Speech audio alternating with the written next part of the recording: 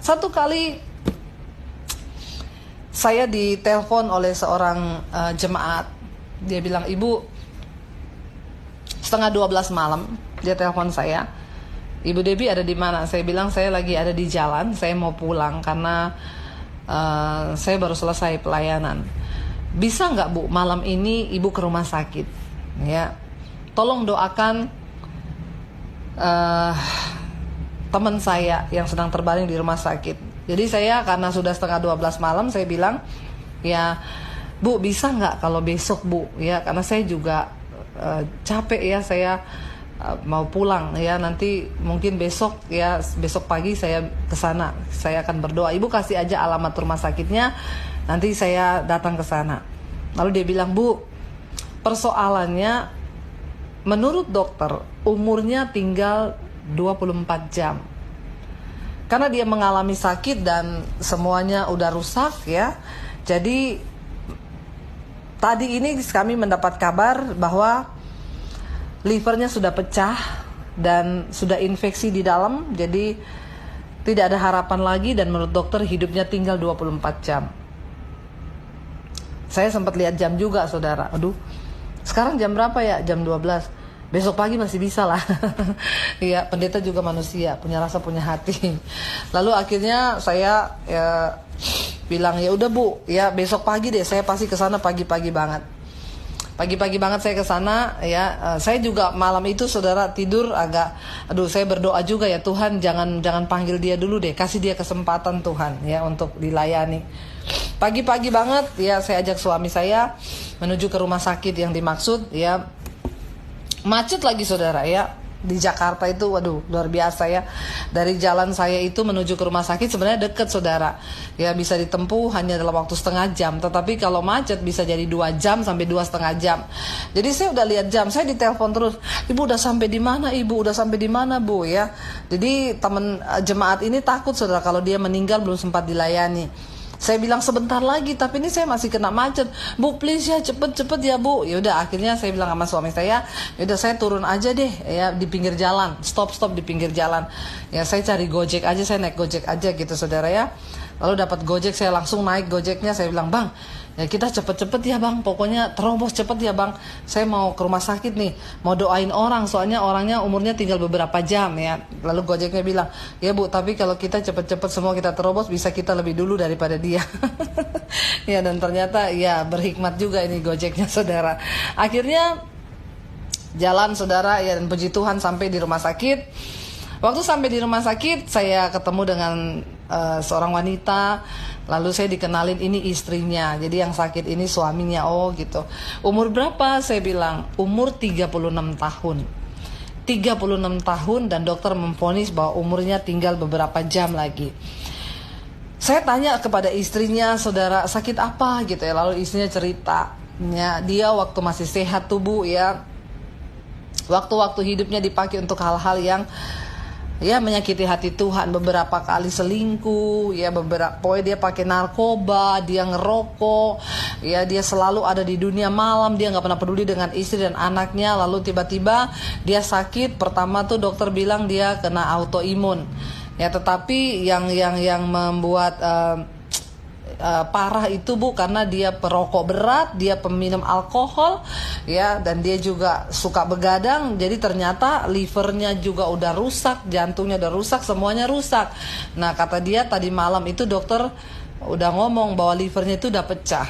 Lalu saya bilang sama istrinya, kalau Tuhan mau menyembuhkan suami ibu, tidak ada perkara yang mustahil, Tuhan sanggup. Tetapi kalau Tuhan mau panggil dia, apakah ibu juga rela? Ya, saya bukan tipe pendeta yang suka beri janji muluk-muluk ya pasti sembuh, pasti ibu percaya aja kalau udah pokoknya Yesus pasti menyembuhkan. Saudara, Tuhan sanggup menyembuhkan penyakit apapun, Tuhan sanggup. Tapi tidak semua akan Tuhan sanggup. Kenapa? Karena Allah itu memberi kemurahan kepada siapa Dia ingin memberi kemurahan.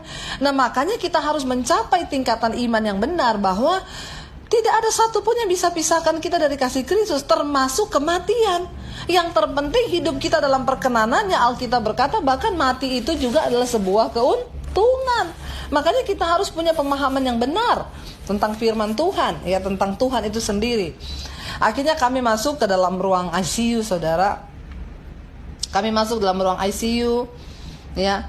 Saya melihat dia terbaring di tempat tidur, saudara, ya, sudah tidak berdaya, dan dari ujung rambut sampai ujung kaki itu melepuh, luka semuanya. Kenapa? Karena infeksi dalam, jadi tubuhnya itu panas, ya, panas tinggi dan nggak bisa tahan lah, jadi mengelupas semua.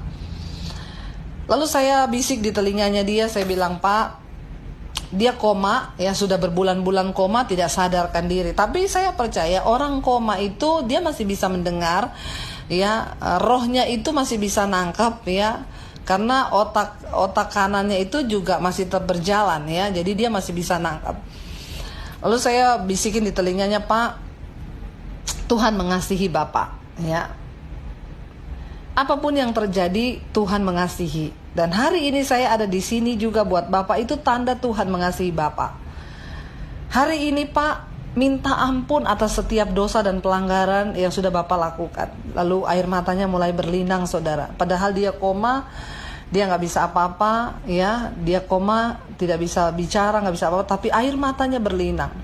Dan saya tahu berarti hatinya, rohnya menangkap sesuatu. Saya bisikin terus di telinganya, "Pak, berserah kepada Tuhan. Kalau ada dosa yang pernah Bapak lakukan yang menyakiti hati Tuhan, hari ini minta ampun kepada Tuhan. Ya, bilang, Tuhan, ampuni aku dan aku mau menyerahkan roh, jiwa dan tubuhku ke dalam tangan-Mu. Ampuni Tuhan." Bapak akui semuanya di hadapan Tuhan. Semakin deras air matanya mengalir, saudara, dia nangis. Lalu saya berdoa buat dia, "Tuhan, aku menyerahkan dia ke dalam tangan-Mu, Bapa. Dia adalah anak-Mu, dan hari ini kami mengerti bahwa Tuhan sangat mengasihi dia, memberikan dia kesempatan untuk kembali kepada Tuhan, bertobat, menyerahkan hidupnya kepada Tuhan. Hamba menyerahkan dia ke dalam tangan kasih kuasa-Mu, Tuhan." Lalu saya berdoa buat dia, saudara. Saya mengolesi minyak di kepalanya, dan saya menyerahkan roh, jiwa dan tubuhnya ke dalam tangan Tuhan. Setelah saya berdoa, saya pulang, ya, dan saya mendapat kabar beberapa waktu setelah itu bahwa Bapak ini dipanggil Tuhan dan dia meninggal. Saudara, hikmat apa yang kita bisa ambil dari kisah ini, saudara, ya?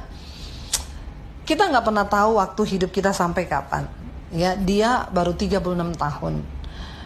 Kenapa kita harus terlalu hidup di dalam pertobatan? Kenapa kita harus tinggalkan semua kejahatan kita? Karena hidup ini ada time limitnya, dan kita nggak pernah tahu. Kalau saya bicara tentang kematian, saudara, jangan berpikir, "Oh, yang tua yang lebih dulu mati. Oh, oma saya, opa saya, orang tua saya." Enggak. Kematian itu nggak pernah pandang umur. Ya, mau umur berapapun, kalau sudah waktunya, kita nggak bisa menolak, ya, karena itulah takdir Tuhan. Tetapi yang saya mau ngomong hari ini bukan soal kita matinya kapan, saudara. Waktu Tuhan panggil kita, apakah hidup kita ini siap? Apakah kita akan dikenal oleh Tuhan? Saya melihat Bapak ini begitu dikasihi Tuhan. Kenapa? Karena pada akhir hidupnya Tuhan masih kasih kesempatan dia untuk dilayani, dan dia boleh bertobat, menyerahkan hidupnya pada Tuhan. Padahal masa hidup dia narkoba, selingkuh, dia sakiti istrinya, dia segala macam, dan akhirnya dia meninggal di usia 36 tahun. Jangan tunggu kita sudah terbaring di tempat tidur rumah sakit baru kita akan bertobat, saudara. Alkitab berkata, kalau hari ini engkau mendengarkan suara Tuhan, jangan keraskan hatimu. Kalau hari ini engkau mendengar suara Tuhan dan engkau sedang ada dalam dosa, mungkin kenajisan, mungkin dosa kepahitan, mungkin dosa apapun, Tuhan bilang bertobat, ya.